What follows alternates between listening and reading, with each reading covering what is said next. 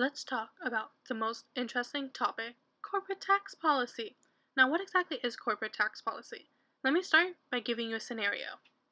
Friend A is significantly more intelligent than you are, and friend B is, let's say, not as intelligent as you are. So if you had to choose between the two, who would you choose? Why? I'll give you a few seconds. Now keep that decision in mind and your explanation as well. We'll come back to it. Well, corporate taxes are almost never the first topic someone wishes to discuss. In the past, such as in the 1960s compared to today, corporate tax revenue as a percentage of federal tax revenues is 23% to 13%. Whoa, meaning a decrease. However, in 2006, it was noted that corporate taxes were up to 15% of federal revenues, which hasn't been seen since the late 1970s. Ken Kai's former chief of staff for the Congressional Joint Committee on Taxation and a tax lobbyist with the Federal Policy Group in Washington, noted that the top corporate rate was a lot higher in the 1960s than it is now. But he also mentioned how it could be because of corporations converting into entities, such as S corporations or partnerships, which would mean that these companies would now show up as individual income tax. Now let me give you another scenario. Company A was given a tax break, and this causes Company A to return to the United States.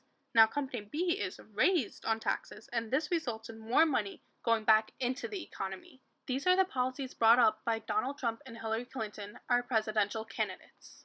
Now from these policies, people have gone to Twitter to voice their opinions, such as Brigade Burton, who said it's simple. You lower the tax rates, stop the special interest, and companies will come back. Or even GD4, who said companies leave the country so that they can loophole tax cuts and not pay taxes. However, on the other hand, we have people who put out tweets that are not 100% factual, such as Michael R. Brandt, who said the US has one of the lowest tax rates in the world. Anyone who says companies are leaving from high taxes is clueless, where in this case, Michael R. Brandt is implying that tax rates are lower in the US, but in reality, compared to the rest of the world, the US's rates are quite high, which in turn disproves his argument against Trump. Or even another Twitter user named Astrid Fournier, who tweeted that taxes are too high, while explaining why companies are also leaving Canada despite us having the lowest corporate tax on the continent.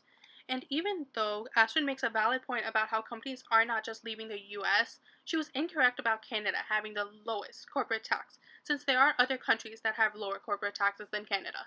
Now, all over the world, especially in the US, people will support Trump's reducing of corporate taxes because of the understanding between Trump and his supporters because of his simple argument.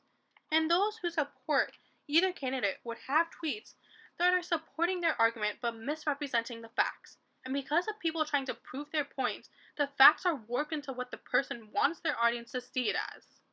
Like the animated pictures of the two people running, one is darker than the other, and when making an argument, you may use the general term of blue instead of light blue or dark blue, depending on which supports your argument the best, which in turn possibly misrepresents the facts. And you can see how anti-intellectualism influences the manner into whom you present your facts to. And now, going back to the friend you chose earlier, your reasoning or explanation is related to anti-intellectualism.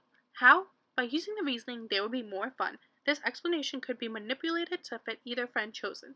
And now you should see that anti-intellectualism is present in a variety of topics, and not only corporate tax policy.